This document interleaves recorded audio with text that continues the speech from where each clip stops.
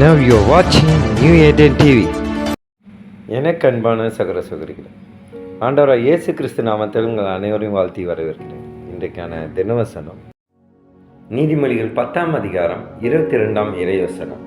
கர்த்தரின் ஆசீர்வாதமே ஐஸ்வர்யத்தை தரும், அதனுடனே அவர் வேதனையை கூட்டார். கர்த்தருக்கு மகிமை உண்டாதாக.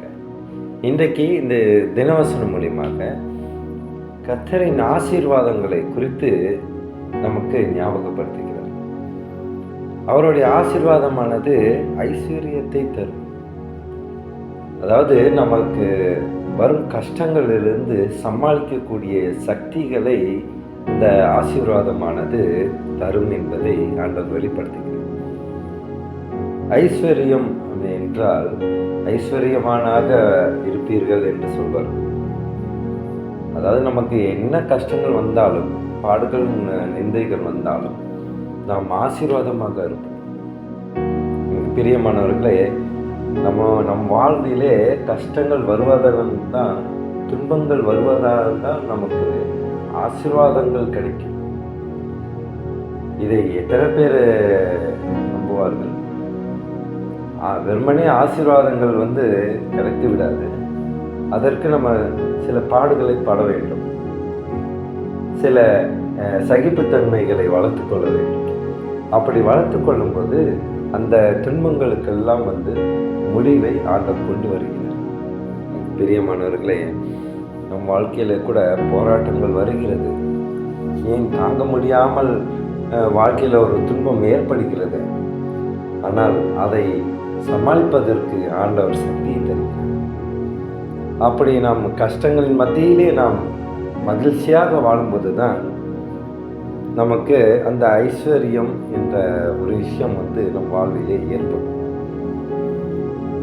ஆசீர்வாதங்களை வெறுமனே நாம் பெற்றுக்கொண்டே இருப்பதல்ல, ஒரு வாழ்க்கையிலே அனுபவத்தை ஏற்படுத்தும் போது தான் அந்த ஆசீர்வாதங்கள் வரும். வெறுமனே நாம் ஜபிப்பதனாலே நமக்கு ஆசீர்வாதங்கள் வராது. ஆனால் நம் வாழ்க்கையிலே செயல்படுத்தும் பொழுது, அதற்காக நாம் உதவிக்காக நாம் கேட்கும் பொழுது ஆண்டவர் நமக்கு ஆசீர்வாதத்தை தருகிறார். நமக்கு பிரியமானவர்களே, ஒவ்வொரு முயற்சிகள் எடுத்தால்தான் நமக்கு அதுக்கு பலன் கிடைக்கும். வேலை ஸ்தலங்களாக இருந்தாலும் சரி, ஊழியமாக இருந்தாலும் சரி, எந்த ஒரு காரியமாக இருந்தாலும் சரி, நம்முடைய உழைப்பை போடாமல் எதுவும் வராது.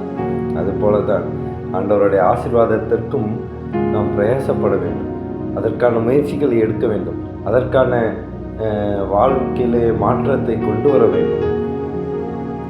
எனக்கு பிரியமானவர்களே, என்னோட வாழ்க்கையில கூட இது மிகவும் அனுபவப்பட்ட ஒரு விஷயமாக ஆண்டவர் எனக்கு ஏற்படுத்தினார்.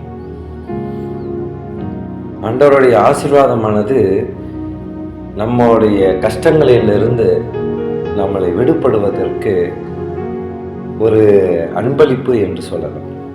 அந்த அன்பளிப்பை நாம் தவறாக பயன்படுத்தக்கூடாது. அதாவது இப்போது ஆண்டவர் ஆசீர்வாதத்தை தருகிறார், ஆனால் அந்த ஆசீர்வாதத்தை தவறாக பயன்படுத்தி கொண்டு இருக்கிறோம். இதை நாம் மாற்ற வேண்டும் என்று ஆண்டவர் வெளிப்படுத்துகிறார். ஆசீர்வாதங்கள் எதற்காக கொடுத்தாரோ அதற்கான வேலைகளை நாம் செய்ய வேண்டும். ஒரு வேலையை செய்ய பலனுக்காக தான், ஒரு சக்திக்காக தான் அவர் ஆசீர்வாதத்தை தருகிறார்.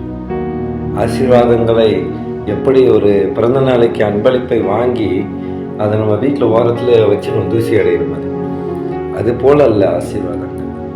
ஆசீர்வாதங்கள் என்றென்றைக்கும் இருக்கக்கூடியது.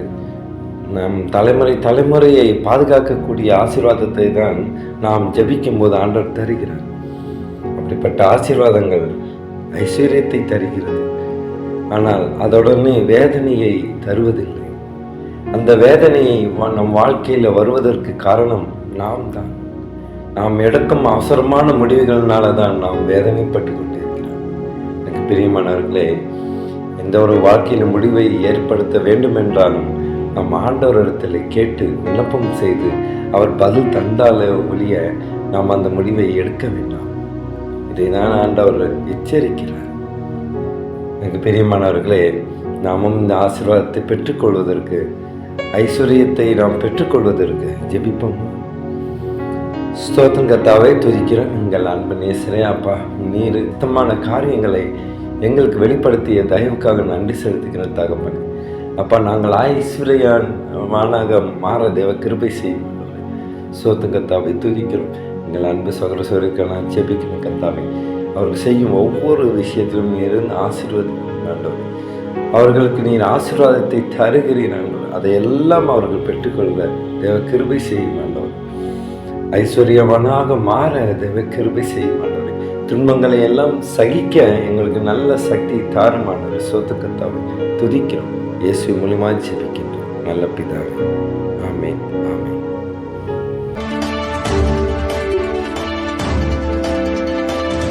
Now you are watching New Eden TV.